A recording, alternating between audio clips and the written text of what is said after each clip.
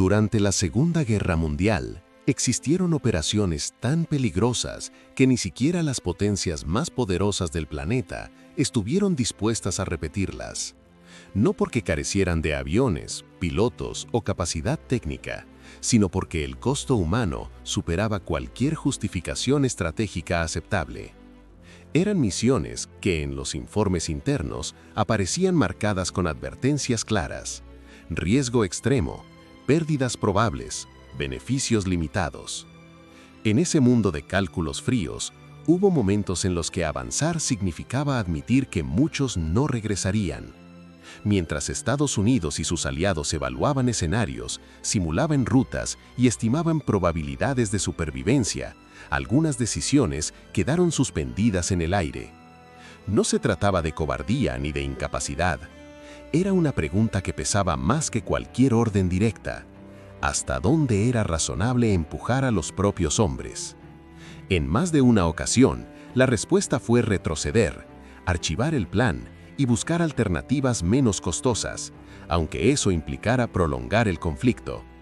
En ese contexto, México apareció en el panorama de una forma inesperada, no como protagonista principal ni como potencia decisiva, sino como una presencia discreta que ya había demostrado algo fundamental: resistencia.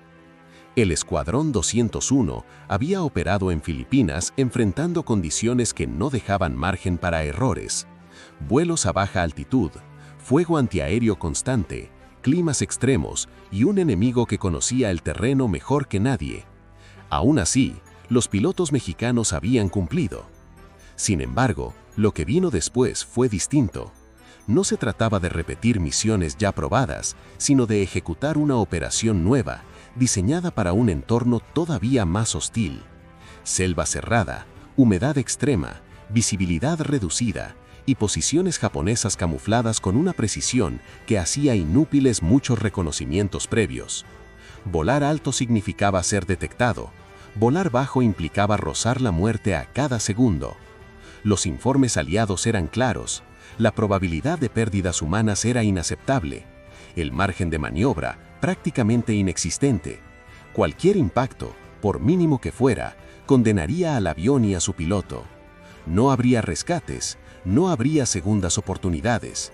La selva no devolvía cuerpos, ni restos, ni explicaciones. Simplemente absorbía todo. Cuando llegó el momento de decidir quién ejecutaría la misión, muchos dieron un paso atrás. No públicamente, no con comunicados oficiales, sino en silencio. El plan seguía siendo válido en el papel, pero nadie quería asumir la responsabilidad de enviar a sus propios hombres a un escenario del que probablemente no regresarían. Fue entonces cuando México volvió a aparecer sobre la mesa, no como la opción preferida, sino como la alternativa silenciosa. Los pilotos mexicanos no recibieron discursos heroicos ni promesas de gloria. No hubo arengas patrióticas ni celebraciones anticipadas. Recibieron órdenes, mapas, coordenadas incompletas, advertencias directas. Sabían que no era una misión común y entendían perfectamente que las estadísticas no estaban de su lado. Aún así, aceptaron. No lo hicieron por presión política ni por ambición personal. Lo hicieron porque, desde el inicio, su participación había estado marcada por una convicción simple y contundente. Si había que volar, ellos volarían, aunque supieran que nadie estaría esperando para aplaudir, aunque entendieran que lo que estaban a punto de hacer no aparecería en los titulares ni sería recordado con claridad. La misión estaba diseñada para cumplirse y desaparecer, para ejecutarse y luego quedar enterrada entre archivos, informes técnicos y silencios convenientes. Pero en el cielo, sobre ese infierno verde, la historia estaba a punto de repetirse.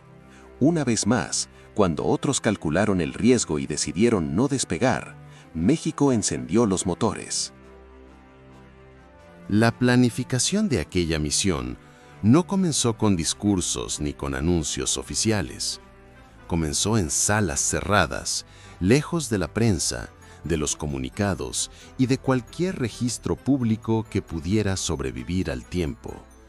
Eran habitaciones austeras, marcadas por años de guerra, donde los mapas se desplegaban sobre mesas de madera gastada y los oficiales hablaban en voz baja, como si incluso las paredes pudieran escuchar.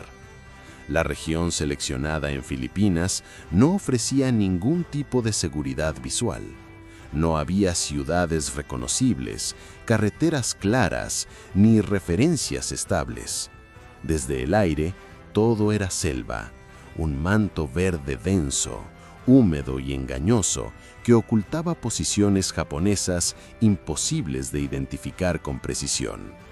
Los propios informes aliados admitían que la información era incompleta y en algunos casos directamente especulativa. Cualquier error de cálculo sería mortal. La orden exigía volar a una altitud extremadamente baja, no como una ventaja táctica, sino como una medida desesperada de supervivencia. A mayor altura, los aviones serían detectados con facilidad. A menor altura, cada segundo se convertiría en una amenaza distinta. Árboles que parecían surgir de la nada, colinas invisibles cubiertas por niebla espesa, fuego antiaéreo que podía aparecer desde cualquier punto del terreno. Una franja mortal sin margen para correcciones. Los pilotos mexicanos comprendieron desde el inicio que no habría espacio para improvisar. Una vez iniciado el descenso, no existiría la opción de abortar la misión. No había rutas alternativas, ni bases intermedias, ni apoyo inmediato. Avanzar era la única posibilidad. Detenerse significaba morir. El entrenamiento asignado fue distinto a todo lo anterior. Se practicaron vuelos rasantes al límite de lo que las aeronaves podían soportar sin desintegrarse. Maniobras prolongadas a baja altura que exigían una concentración absoluta y un control preciso de cada movimiento. No se trataba solo de habilidad técnica, sino de resistencia mental. Mantener la calma mientras el terreno pasaba a centímetros de las alas era una prueba constante contra el instinto de supervivencia. También se simuló el impacto psicológico del aislamiento. Se dejó claro que en caso de fallo mecánico o impacto enemigo, no habría rescate. Ninguna patrulla acudiría. Ningún equipo de búsqueda se internaría en la selva. El mensaje era directo y brutal. Quien cayera allí, desaparecería. La selva no devolvía cuerpos, no devolvía restos, simplemente borraba. En más de una ocasión, instructores estadounidenses expresaron dudas de forma abierta. No cuestionaban la capacidad técnica de los mexicanos, eso ya había sido demostrado. Lo que ponían en duda era la resistencia emocional necesaria para soportar ese nivel de presión constante. Volar esas misiones exigía algo más que entrenamiento. Exigía una disciplina absoluta para no reaccionar por impulso, para no desviarse ante el miedo, para no romper la formación, aunque cada sentido gritara que era momento de escapar. Cada ejercicio reforzaba la misma conclusión incómoda. Los pilotos mexicanos estaban preparados. No hacían preguntas innecesarias, no solicitaban garantías, no buscaban excusas, ejecutaban. Esa actitud, lejos de generar alivio, empezó a producir una inquietud silenciosa entre algunos mandos aliados. Aquellos hombres, inicialmente considerados un apoyo secundario, estaban demostrando una disposición que otros no estaban dispuestos a igualar. Con el paso de los días, la percepción interna cambió. La misión dejó de ser una hipótesis incómoda y comenzó a adquirir forma concreta, fecha definida, ruta establecida, objetivos marcados, aunque fueran imprecisos. Sin ceremonias ni anuncios oficiales, el Escuadrón 201 fue asignado de manera definitiva. La decisión ya estaba tomada, aunque pocos estuvieran dispuestos a reconocerlo abiertamente. La noche previa al despegue fue extrañamente silenciosa. No hubo discursos patrióticos ni palabras de aliento exageradas. Nadie intentó disfrazar la realidad. Algunos pilotos escribieron cartas que no sabían si serían leídas. Otros revisaron sus instrumentos una y otra vez, como si el acto mecánico pudiera mantener la mente ocupada y el miedo bajo control. Todos compartían la misma certeza. Al amanecer, cruzarían una línea invisible de la que pocos regresaban intactos. Cuando los motores comenzaron a rugir, algo cambió. El miedo no desapareció, pero dejó de dominar. Fue reemplazado por una concentración fría, casi automática. Cada hombre conocía su papel con exactitud. Cada avión avanzó hacia la pista sin saber si volvería a tocar tierra amiga. En ese instante, la misión dejó de ser un plan teórico rechazado por otros y se convirtió en una realidad irreversible. México ya estaba en el aire, y con ese despegue había aceptado no solo el riesgo físico, sino también la posibilidad de que ocurriera lo que ocurriera, la historia decidiera mirar hacia otro lado. El amanecer no trajo alivio. No hubo una transición clara entre la espera y el peligro. Desde los primeros minutos de vuelo, los pilotos comprendieron que aquella misión no se parecería a nada que hubieran experimentado antes. La selva de Luzón se extendía debajo de ellos como una masa viva, irregular, hostil, sin límites visibles. Desde el aire no parecía un campo de batalla tradicional, sino un organismo que se cerraba lentamente sobre cualquier intruso. Las nubes bajas atrapaban la humedad y deformaban la percepción de profundidad. La visibilidad cambiaba de un segundo a otro, obligando a los pilotos a reajustar constantemente la trayectoria. Volar allí no era solo una operación militar, era una lucha continua contra el entorno, contra el cansancio acumulado y contra una presión mental que no ofrecía pausas. Cada kilómetro avanzado aumentaba la sensación de estar entrando en un espacio del que no se salía intacto. Al descender a la altitud asignada, el sonido de los motores comenzó a rebotar contra la vegetación y las colinas invisibles. Ese eco era peligroso, delataba su presencia. No había escoltas suficientes ni cobertura aérea constante. Durante largos tramos, los pilotos mexicanos volaban completamente solos, conscientes de que cualquier fallo mecánico, por mínimo que fuera, significaría una caída directa en territorio enemigo. No habría tiempo para pedir ayuda, no habría margen para corregir. El fuego antiaéreo no tardó en manifestarse. Al principio fueron destellos aislados, casi imperceptibles, que surgían desde claros ocultos en la selva. Podían confundirse con reflejos, con sombras, con ilusiones ópticas provocadas por la humedad. Pero pronto esos destellos se transformaron en ráfagas definidas, precisas, que obligaban a mantener la trayectoria sin desviarse. Maniobrar implicaba exponerse aún más. Volar recto, a baja altura, era la única opción viable, aunque cada segundo reforzaba la sensación de estar atrapados en un corredor mortal. Los objetivos no estaban claramente marcados.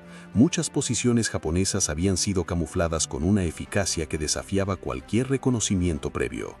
Los pilotos debían confiar en coordenadas incompletas, en referencias visuales que cambiaban constantemente y en una memoria entrenada bajo presión. Bombardear a esa altitud no dejaba espacio para errores. Una fracción de segundo, un ángulo mal calculado y la propia explosión podía alcanzar al avión. La tensión psicológica era tan intensa como el peligro físico. El sudor se acumulaba dentro de las cabinas, mezclándose con el olor del combustible y del metal caliente. La respiración debía mantenerse controlada para no perder concentración. No había espacio para el pánico. Cada piloto sabía que cualquier reacción impulsiva podía ser fatal, no solo para él, sino para toda la formación. Volaban como una sola unidad, aunque cada uno libraba una batalla silenciosa dentro de su propia mente. En medio del ataque, algunos aviones comenzaron a mostrar impactos visibles en las alas y en el fuselaje. Fragmentos de metal saltaban al ser alcanzados por el fuego enemigo. Otros aparatos desaparecieron momentáneamente de la vista, engullidos por el humo, la niebla y la vegetación. Desde el aire no era posible saber quién seguía operativo y quién había sido alcanzado de forma irreversible. En tierra, nadie tenía una imagen clara de lo que estaba ocurriendo. La operación avanzaba sin pausas. No había tiempo para evaluar daños, ni para contabilizar pérdidas. Cada piloto debía asumir que el siguiente segundo podía ser el último, y aún así, continuar. La sensación de aislamiento era total. No existía la certeza de que alguien estuviera observando, registrando o comprendiendo el nivel de riesgo asumido en ese momento. Solo existía la misión y la necesidad de completarla. Cuando finalmente se dio la orden de retirada, el alivio no llegó de inmediato. El regreso era tan peligroso como la ida. El combustible estaba calculado al límite. El cansancio acumulado comenzaba a nublar los reflejos. Los músculos, tensos durante horas, respondían con retraso. Aún así, uno a uno, los aviones mexicanos lograron abandonar aquella zona infernal. No todos regresaron en las mismas condiciones. Algunos lo hicieron con daños severos, otros apenas lograron mantenerse en el aire. Al salir de la zona de combate, no hubo celebraciones ni comunicaciones triunfales. El silencio dominaba las frecuencias. Cada piloto procesaba internamente lo ocurrido, consciente de que había sobrevivido a algo que no debía haberse repetido. La misión había sido ejecutada, los objetivos neutralizados, el impacto operativo inmediato, pero el precio aún no estaba claro. Ese silencio pesado y prolongado anticipaba lo que vendría después, porque aunque en ese momento nadie lo sabía con certeza, el verdadero costo de aquella operación no se mediría solo en daños materiales o en resultados tácticos, se mediría en la forma en que sería recordada o en cómo sería deliberadamente olvidada. El regreso a la base no tuvo nada de heroico. No hubo música, ni aplausos, ni una sensación clara de triunfo. Los aviones mexicanos comenzaron a aterrizar uno a uno, algunos con daños visibles en las alas, otros con sistemas que apenas habían resistido el trayecto final. Desde tierra, los equipos observaban en silencio. Nadie gritaba órdenes innecesarias. Nadie celebraba. El ambiente estaba dominado por una incomodidad difícil de describir, como si todos comprendieran que algo había salido bien, pero a un costo que no debía discutirse en voz alta. Cada piloto descendía de su aeronave con el cuerpo intacto, pero con la mente profundamente marcada. No había sonrisas de alivio ni gestos de orgullo inmediato, solo miradas cansadas, silencios prolongados y una necesidad urgente de sentarse, de respirar, de comprobar que realmente habían vuelto. Para muchos, la sensación no era de victoria, sino de haber sobrevivido a algo que nunca debió haberse autorizado. En las horas siguientes comenzaron las evaluaciones internas. Técnicamente, la misión había sido un éxito. Los objetivos habían sido alcanzados. Las posiciones japonesas quedaron debilitadas. Las fuerzas aliadas en tierra pudieron avanzar con menor presión enemiga. Desde un punto de vista estrictamente operativo, el plan había funcionado, pero ese mismo análisis técnico revelaba algo inquietante. El nivel de riesgo asumido había superado cualquier estándar aceptable. Los informes señalaban la exposición extrema de los pilotos, la falta de márgenes de error y la imposibilidad real de rescate. Varios oficiales coincidían en privado en que la misión no debía repetirse, no porque hubiera fallado, sino precisamente porque había funcionado a un costo humano que resultaba difícil de justificar ante cualquier escrutinio externo. La pregunta ya no era si había valido la pena desde el punto de vista militar, sino quién estaría dispuesto a asumir la responsabilidad de ordenar algo similar otra vez. Fue en ese punto cuando se tomó una decisión silenciosa pero profundamente reveladora. En lugar de convertir la operación en un ejemplo de audacia compartida, se optó por reducir su visibilidad. No hubo comunicados oficiales destacando la misión. No se organizaron conferencias de prensa. Los informes fueron archivados con un lenguaje técnico, frío, desprovisto de cualquier referencia al desgaste psicológico o a la probabilidad real de no regreso. Los nombres de los pilotos apenas aparecieron en documentos secundarios, no se solicitaron testimonios detallados, no se promovieron relatos personales. Era como si, una vez cumplido el objetivo, la experiencia humana hubiera dejado de ser relevante. El mensaje implícito era claro: la misión debía existir solo en términos funcionales, no como una historia que pudiera generar preguntas incómodas. Los propios pilotos comenzaron a percibir ese cambio casi de inmediato. Nadie les pidió reconstrucciones completas de lo ocurrido. Nadie mostró interés en entender cómo habían logrado mantener la formación bajo fuego constante o cómo habían tomado decisiones críticas en segundos. Las conversaciones eran breves, centradas en datos, horarios, consumos de combustible. Todo lo demás quedaba fuera. Algunos lo entendieron rápidamente. La operación había demostrado algo que no convenía destacar. Había dejado en evidencia que cuando el riesgo era extremo y políticamente difícil de explicar, otros estaban dispuestos a dejar que México fuera al frente. Reconocer públicamente esa realidad habría obligado a responder preguntas incómodas. ¿Por qué se consideró aceptable enviar a esos hombres primero? ¿Por qué otros se negaron? ¿Por qué el éxito no fue celebrado como tal? Con el paso de los días, el escuadrón continuó operando, pero nunca volvió a recibir una misión de ese nivel. El episodio quedó encapsulado en reportes técnicos sin contexto humano. Para el mundo exterior, simplemente no existió. No hubo desfiles, no hubo reconocimientos inmediatos, no hubo un lugar claro para esa misión dentro de la narrativa oficial de la guerra. Para quienes estuvieron allí, en cambio, la experiencia se convirtió en una cicatriz permanente, no solo por el peligro vivido, sino por la forma en que fue deliberadamente minimizado. El silencio comenzó a pesar tanto como el combate. No era un silencio impuesto de manera explícita, sino una ausencia sistemática de interés, una forma sutil de control que no necesitaba censura directa. Esa omisión no fue casual. Reconocer plenamente lo ocurrido habría obligado a replantear decisiones estratégicas y jerarquías.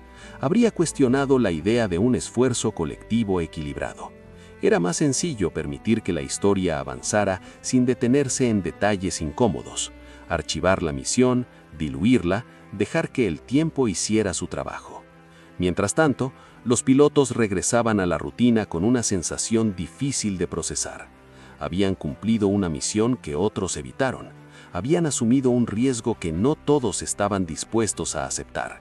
Y aún así, todo indicaba que aquello debía quedar atrás, sin ruido, sin memoria visible. El reconocimiento, si llegaba, no sería inmediato ni completo. Así comenzó una segunda etapa para el Escuadrón 201, no en el aire, sino en el terreno de la memoria. Una etapa marcada por la ausencia de explicaciones, por la reducción deliberada de su papel y por la comprensión gradual de que su mayor combate no había terminado en la selva filipina, sino que apenas estaba comenzando, en silencio, lejos de los titulares y de la historia oficial. Con el paso de las semanas, el Escuadrón 201 comenzó a experimentar un peso distinto al del combate. Ya no era el ruido constante de los motores ni el fuego antiaéreo lo que dominaba sus días, sino una ausencia persistente, incómoda, difícil de ignorar. La ausencia de reconocimiento, de explicaciones claras y sobre todo de memoria. Las misiones continuaban, pero ninguna volvía a rozar el nivel de peligro de aquella operación que tantos preferían no mencionar. Dentro de los informes oficiales, la misión aparecía reducida a datos técnicos, coordenadas cumplidas, objetivos neutralizados, impacto operativo satisfactorio. No había líneas dedicadas al desgaste psicológico, al nivel extremo de exposición, ni a la probabilidad real de que los pilotos no regresaran con vida. Todo aquello que convertía la operación en algo excepcional había sido eliminado del relato. El lenguaje frío y burocrático cumplía una función precisa: deshumanizar lo ocurrido. Ese silencio no fue impuesto de forma explícita, no hubo órdenes directas de callar, no se prohibieron testimonios, pero el mensaje se transmitía de una manera más sutil y eficaz: el desinterés institucional. Cada intento de profundizar encontraba respuestas evasivas. No es necesario entrar en detalles, ya se cumplió el objetivo, conviene mirar hacia adelante. Poco a poco, los pilotos comprendieron que insistir podía tener consecuencias. no disciplinarias, sino profesionales. El silencio se convirtió en la opción más segura. La invisibilidad contrastaba de forma brutal con la magnitud real de lo sucedido. En tierra, las fuerzas aliadas habían avanzado gracias al debilitamiento de las posiciones japonesas. Las rutas aéreas se volvieron momentáneamente más seguras. La presión enemiga disminuyó de manera tangible. Nada de eso habría ocurrido sin aquella misión ejecutada a ras del suelo. Sin embargo, en los relatos posteriores de la campaña, el aporte mexicano fue diluido, presentado como un apoyo más entre muchos, sin énfasis ni contexto. El tiempo comenzó a hacer su trabajo. Los nombres de los pilotos dejaron de circular. Las anécdotas se transformaron en recuerdos personales compartidos únicamente entre quienes habían estado allí. Para las nuevas generaciones de militares, el Escuadrón 201 quedó reducido a una nota al pie, una participación simbólica dentro de una guerra dominada por las grandes potencias. Nadie hablaba de misiones suicidas, nadie mencionaba la negativa inicial de otros ejércitos. Esa narrativa oficial se consolidó con rapidez. Manuales, discursos, conmemoraciones, todo seguía un guión cuidadosamente equilibrado. México aparecía como un aliado honorable, pero su participación era presentada de forma controlada, sin abrir preguntas incómodas sobre sacrificios desiguales. La misión más peligrosa quedó enterrada bajo capas de lenguaje diplomático y omisiones calculadas. Para los veteranos, ese proceso fue profundamente ambiguo. Por un lado existía el orgullo de haber cumplido con el deber, por otro, una amargura silenciosa al constatar que aquello que habían vivido no encajaba en el relato que se estaba construyendo. Algunos intentaron hablar, compartir detalles, poner en palabras lo ocurrido, pero se enfrentaron a un problema recurrente: la falta de interés. Sus historias no se ajustaban a la narrativa dominante de la Segunda Guerra Mundial. No eran relatos de victorias aplastantes ni de tragedias masivas ampliamente reconocidas. Eran historias incómodas. Exponían zonas grises, decisiones cuestionables, sacrificios asumidos por unos para evitar costos políticos a otros. Eso las hacía difíciles de integrar en un imaginario colectivo que prefería certezas simples. Mientras tanto, la historiografía dominante avanzaba sin ellos. Los grandes relatos se consolidaban alrededor de las mismas potencias, los mismos líderes y las mismas batallas icónicas. La participación latinoamericana quedaba encapsulada en menciones breves, suficientes para cumplir con una idea de inclusión simbólica, pero insuficientes para reflejar su verdadero impacto. El Escuadrón 201, y en particular su misión más peligrosa, quedó atrapado en ese espacio marginal. A nivel político, el silencio resultó conveniente.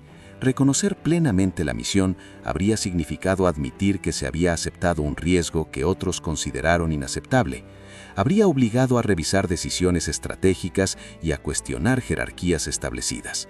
Era más sencillo permitir que la historia siguiera un curso predecible, centrado en las mismas banderas y los mismos nombres de siempre. Así, México regresó a su lugar habitual dentro del relato global, presente pero no protagonista, valiente pero no destacado, útil pero fácilmente olvidable. Lo que no se comprendió en ese momento es que ese olvido no era solo una injusticia histórica, sino una pérdida colectiva. Al borrar esa misión, también se borraba una prueba incómoda de lo que ocurre cuando el valor no coincide con el poder. Ese fue el verdadero precio del silencio. No solo ocultó una operación extrema, distorsionó la comprensión del conflicto, transformó una experiencia humana profunda en un dato irrelevante y sentó un precedente peligroso: que ciertos sacrificios podían utilizarse cuando resultaban necesarios y descartarse cuando se volvían incómodos. Con el paso de las décadas, el silencio alrededor de la misión más peligrosa del Escuadrón 201 produjo una consecuencia aún más profunda que el simple olvido: la distorsión. Cuando una historia no se cuenta de forma completa, no desaparece, se deforma. Se reconstruye a partir de fragmentos, omisiones y versiones convenientes.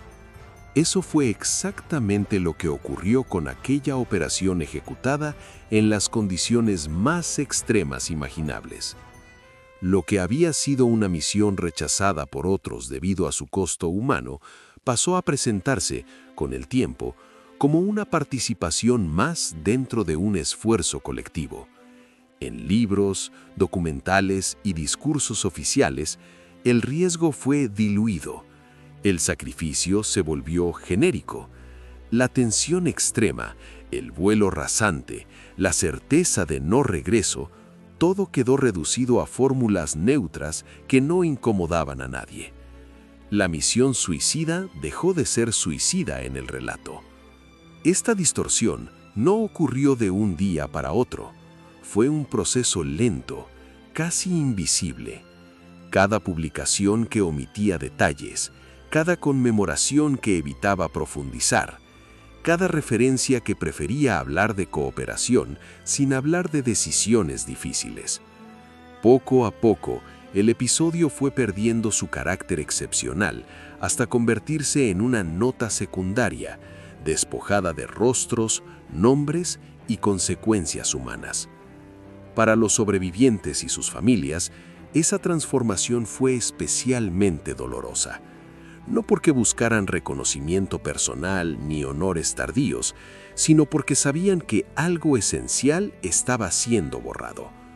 La misión no había sido una exageración ni una metáfora, había sido una realidad conocida por quienes tomaron las decisiones y por quienes ejecutaron las órdenes.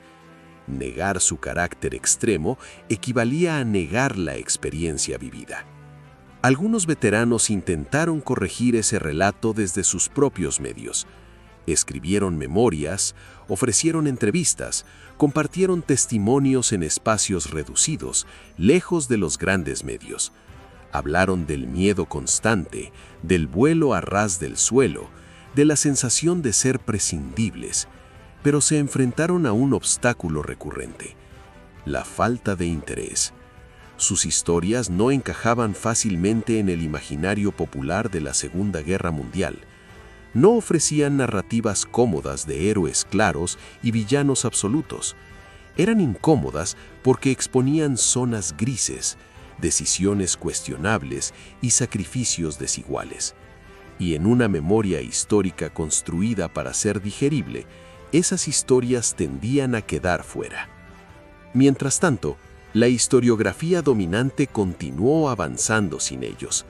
Los grandes relatos se consolidaron alrededor de las mismas potencias, los mismos líderes y las mismas batallas icónicas.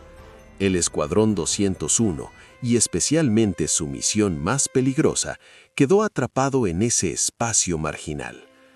Sin embargo, el tiempo también abrió grietas. A medida que algunos archivos militares comenzaron a abrirse parcialmente y nuevas generaciones de investigadores se alejaron de las narrativas tradicionales, surgió un interés renovado por las historias olvidadas.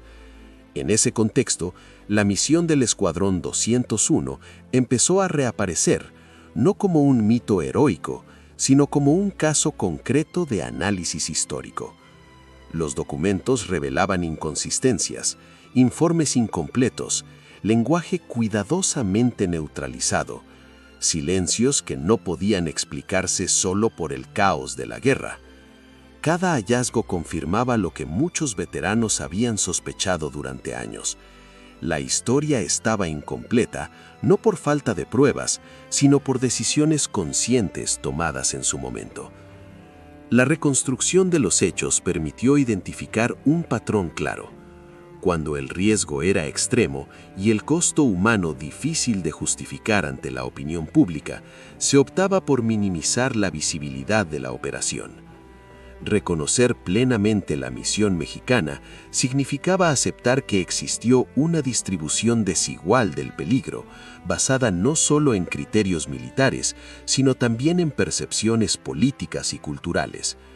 Ese descubrimiento abrió preguntas más amplias. ¿Cuántas otras misiones similares fueron ejecutadas por unidades periféricas y luego borradas del relato oficial? ¿Cuántos sacrificios quedaron relegados porque no convenía destacarlos?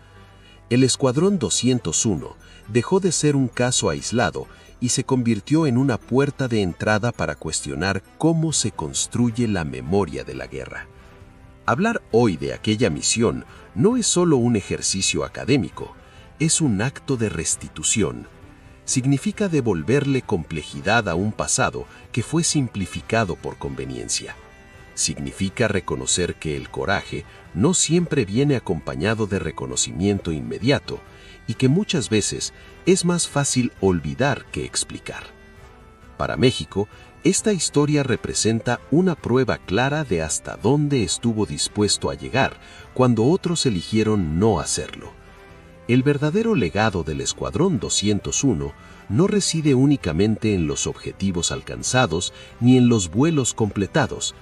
Reside en la evidencia de que aun cuando la historia intente cerrar capítulos incómodos, siempre quedan rastros, documentos olvidados, testimonios persistentes, memorias que se niegan a desaparecer. Y cuando esos rastros vuelven a salir a la superficie, ya no es la pregunta si la misión existió, ni si fue realmente tan peligrosa como se afirma. La pregunta es otra, mucho más inquietante. ¿Por qué fue necesario tanto tiempo para contarla como merece? Porque cuando nadie quiso volar, alguien tuvo que hacerlo, y ese alguien fue México, aún sabiendo que la historia probablemente no estaría de su lado. La misión terminó en Filipinas, pero el combate por la memoria continuó durante décadas, en silencio, esperando el momento en que ya no pudiera ser ignorado. Con el final de la guerra acercándose, el Escuadrón 201 comenzó a desplazarse lentamente hacia un segundo plano dentro de las operaciones aliadas. No hubo una retirada abrupta ni una separación formal. Simplemente dejaron de ser llamados para misiones críticas. Las órdenes que llegaban eran cada vez más rutinarias, menos urgentes, menos decisivas. La maquinaria bélica avanzaba hacia su desenlace y, como suele ocurrir, la historia empezó a simplificarse incluso antes de ser escrita. En ese proceso de simplificación, no todos los nombres sobrevivieron. Mientras Europa y el Pacífico se acercaban al cierre del conflicto, la atención del mundo comenzó a desplazarse con rapidez. La reconstrucción, la política, los nuevos equilibrios de poder ocuparon el centro del escenario. Para los pilotos mexicanos, ese cambio fue desconcertante. Volvían de misiones que los habían marcado de por vida, pero lo hacían sin una narrativa clara que explicara lo ocurrido. Habían cumplido algo importante, pero no sabían si ese esfuerzo sería comprendido, reconocido o siquiera mencionado.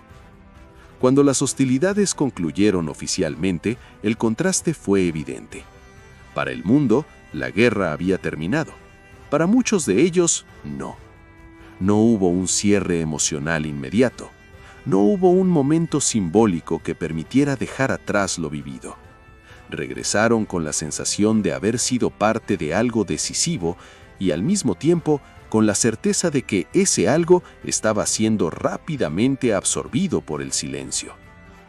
En México, la recepción fue sobria. Hubo actos formales, discursos breves, algunas condecoraciones. Todo correcto, todo respetuoso, pero cuidadosamente limitado. Las misiones más peligrosas no fueron detalladas públicamente. No se explicaron los riesgos asumidos ni las razones por las cuales esas operaciones habían sido evitadas por otros ejércitos. El relato oficial optó por una participación honorable pero controlada, sin abrir preguntas incómodas sobre sacrificios desiguales. Con el paso del tiempo, esa narrativa comenzó a consolidarse. Manuales militares, discursos conmemorativos, ceremonias oficiales.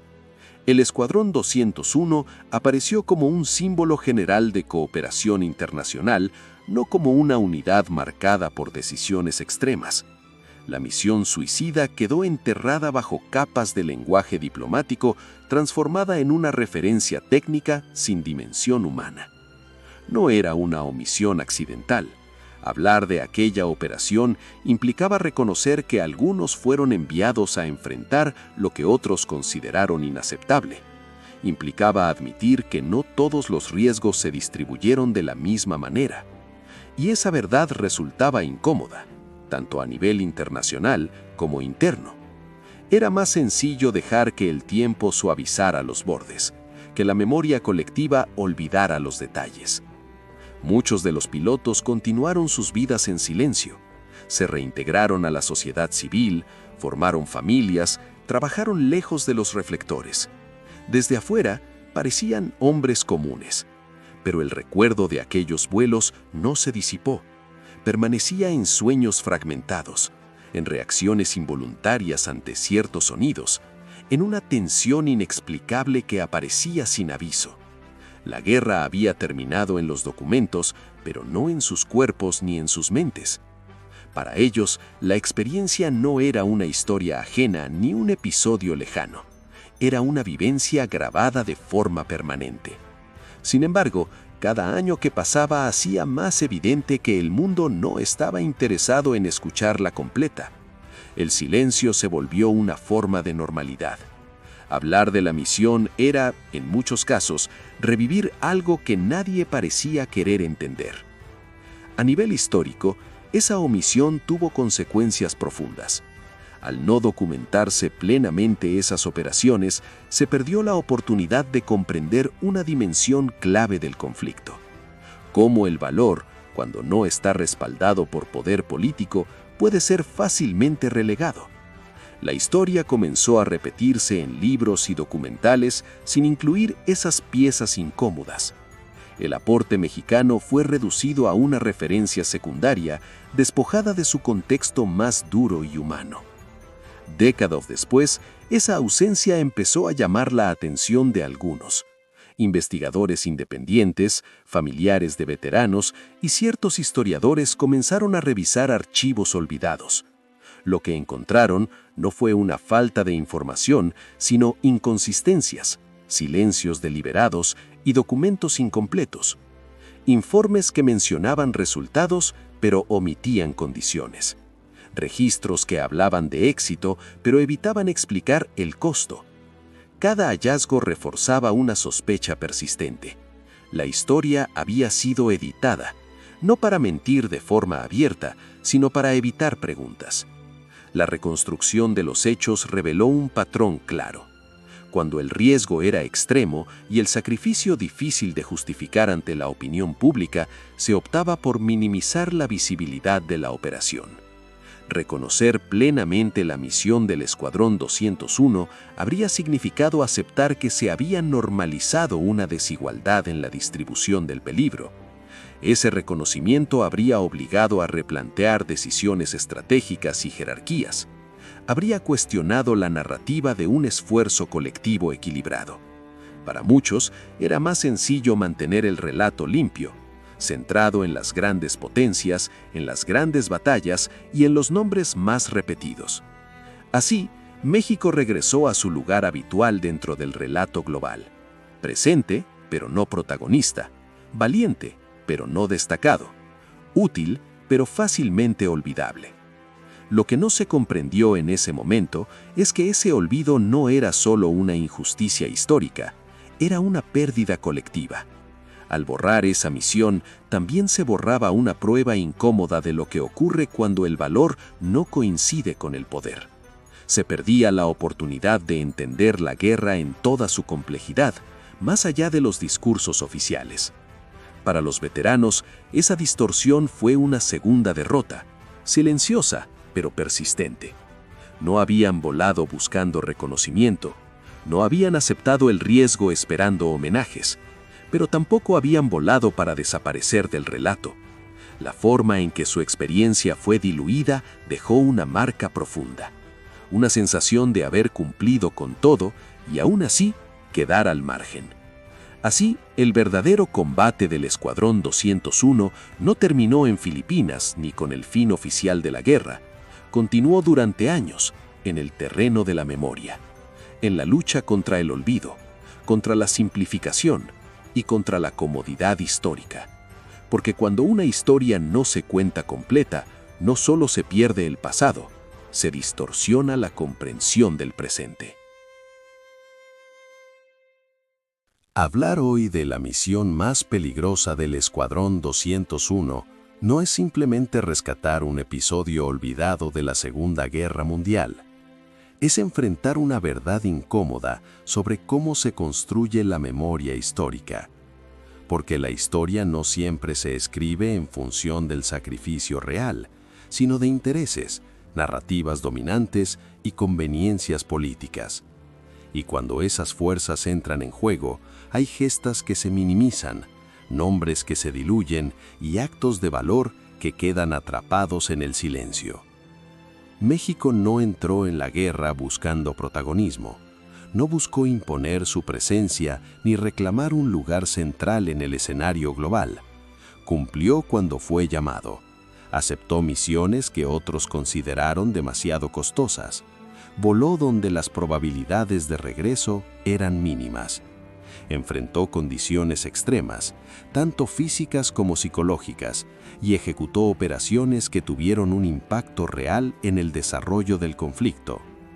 Todo eso ocurrió sin garantías de reconocimiento, sin promesas de gloria y sin la certeza de que alguien, algún día, contaría la historia completa.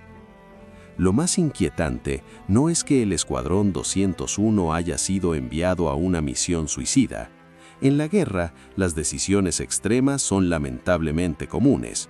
Lo verdaderamente perturbador es lo que ocurrió después. La forma en que ese sacrificio fue reducido, archivado y casi borrado del relato oficial. La manera en que el valor demostrado fue utilizado cuando resultó necesario y descartado cuando se volvió incómodo. Esa es la parte de la historia que rara vez se discute. Con el paso del tiempo, el silencio intentó hacer su trabajo, transformar una misión excepcional en una anécdota menor, convertir un riesgo desmedido en un dato técnico, reducir una experiencia humana profunda a una línea genérica dentro de un informe. Pero el silencio nunca es absoluto, siempre deja grietas, y es en esas grietas donde la verdad comienza a filtrarse, impulsada por documentos olvidados, testimonios persistentes y una necesidad humana fundamental, la de ser recordado con justicia. Recuperar esta historia hoy no busca señalar culpables individuales ni reescribir la guerra desde la confrontación. Busca algo más esencial: equilibrio, devolverle complejidad a un pasado que fue simplificado por conveniencia, reconocer que hubo decisiones difíciles y que no todos los sacrificios fueron distribuidos de manera equitativa. Entender que el valor no pertenece exclusivamente a las grandes potencias ni a los nombres más repetidos, sino también a quienes actuaron desde los márgenes y luego fueron empujados al olvido. El Escuadrón 201 representa a muchas historias similares en América Latina y en otras regiones del mundo. Historias de hombres que hicieron lo imposible sin cámaras, sin titulares y sin la certeza de que su esfuerzo sería reconocido. Historias que desafían la narrativa tradicional y obligan a replantear lo que creemos saber sobre la Segunda Guerra Mundial. Porque cuando se observa con atención, queda claro que la guerra no fue vivida de la misma manera por todos. Contar esta historia es un acto de memoria, pero también de responsabilidad. Significa negarse a aceptar relatos incompletos. Significa comprender que recordar no es un lujo, sino una forma de justicia. Y significa reconocer que cuando nadie quiso volar, cuando otros calcularon riesgos y retrocedieron, hubo quienes avanzaron. México fue uno de ellos. La misión que el mundo prefirió enterrar no desapareció. Sobrevivió en archivos dispersos, en recuerdos fragmentados y en la conciencia de quienes estuvieron allí. Hoy, al traerla de vuelta, no solo se rescata un episodio histórico, se devuelve dignidad a una experiencia que fue deliberadamente minimizada. Se rompe un silencio que duró demasiado, porque el valor que una vez se intentó ocultar no necesitaba aplausos para existir. Solo necesitaba ser contado con honestidad. Y mientras haya alguien dispuesto a escuchar, estas historias no desaparecerán. seguirán reclamando su lugar completo en la historia, recordándonos que el coraje no siempre coincide con el poder, pero nunca deja de importar. Si esta historia te hizo reflexionar, si te sorprendió o si crees que merece ser conocida por más personas, dale like a este video para que llegue a más gente. Comenta qué opinas y si ya conocías la historia del Escuadrón 201. Y suscríbete al canal, porque aquí seguimos contando las historias que muchos prefirieron enterrar.